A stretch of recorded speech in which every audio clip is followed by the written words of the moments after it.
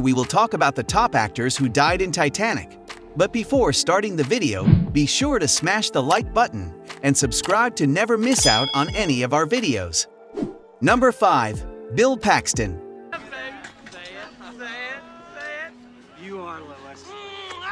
Bill Paxton is a prolific and charismatic actor who had memorable roles in such blockbusters as Apollo 13 and Titanic, while also cherishing his work in One False Move and other low-budget movies. One of Bill Paxton's Titanic scenes is perfect to remember him by and to cement him as one of the big A-list actors of our generation.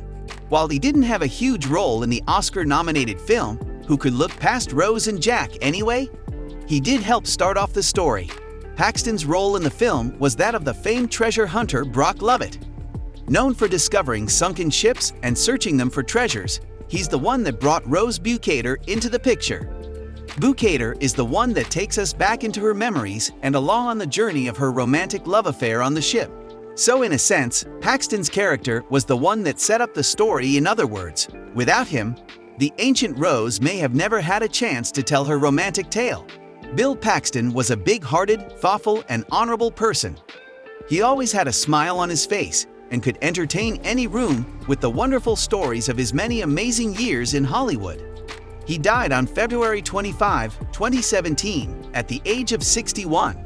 The cause was a stroke that came 11 days after surgery to replace a heart valve and repair aorta damage, according to his death certificate.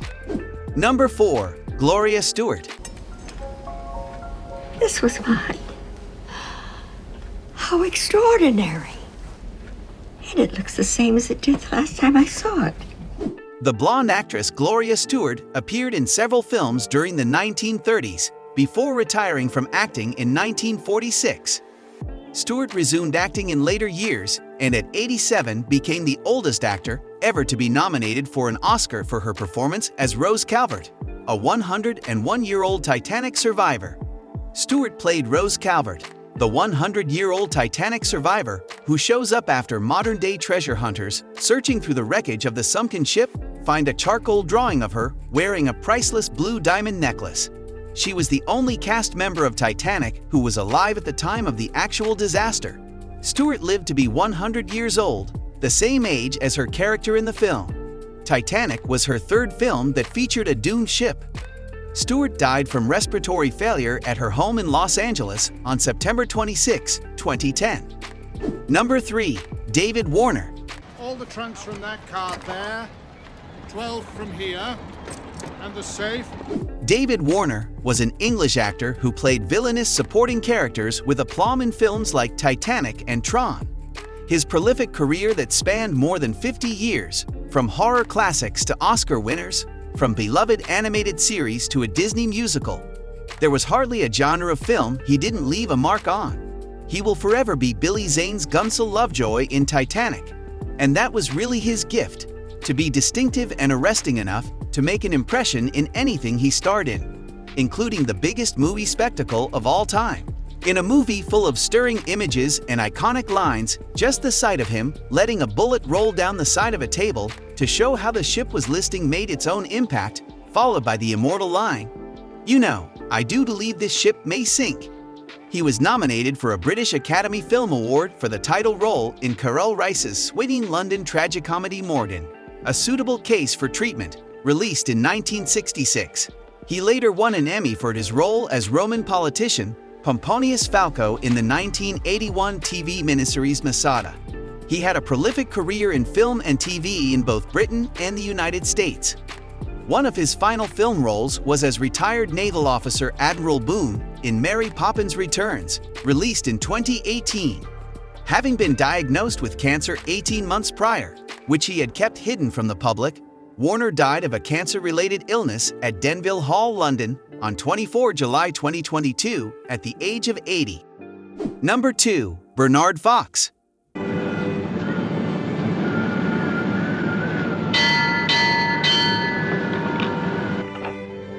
What did you see? Iceberg! Dead ahead, sir! Bernard Fox, a Welsh-born actor who spotted the iceberg that sank the Titanic in A Night to Remember, and went on to play memorably daffy characters on the sitcoms Bewitched and Hogan's Heroes, Fox had a career that spanned decades, but two of his most memorable roles were from two movies made from about the RMS Titanic. In Titanic, the actor playing Archibald Gracie is Bernard Fox, who also played the lookout, Frederick Fleet, in another movie about the Titanic sinking. These two movies are considered the most accurate about the sinking of the Titanic, and Fox's involvement with both movies has immortalized him, but he was known for other roles. Bernard Fox was born Bernard Lawson. Bernard Fox, the roles of Frederick Fleet and Colonel Archibald Gracie were small but memorable, and there are plenty of other movies that showcase the incredible talent that he possessed as an actor. He was born into a family known for entertaining people, which he did from the age of 18 months all the way until he was 77 years old before finally retiring. On the morning of 14 December 2016, Fox died of heart failure at Valley Presbyterian Hospital in Van Nuys, California. He was 89. Number 1. Elsa Raven. The boat. No! We've been together for 40 years, and where you go, I go. Don't argue. Elsa Rabinowitz, known professionally as Elsa Raven, was an American character actress, perhaps best known for her glorious performance as Ida Strauss in Titanic. The actress was in James Cameron's Titanic, although most of her scenes were cut. She can still be seen in the film as Ida Strauss, one half of the older couple who lie in bed together as water pours into their room as the ship sinks. She was the steadfast woman who refused a seat in one of the sinking ship's lifeboats rather than leaves her husband Isidore to a lonely, watery death. In honoring her wedding pledge, as she so passionately states, the small but memorable role adds a stunning level of gravitas to the distinctly human stakes involved in the ship's demise. And in sticking it out with her hubby, she earns one of the film's more dignified exits, with the pair last seen huddling lovingly in their bed as the icy water consumes them. Her final film role came in 2011's Answers to Nothing, where she played a character named Mrs. Harrison. Thank you for watching. If you liked our video, then hit the subscribe button to never miss out on any of our videos. See you next time.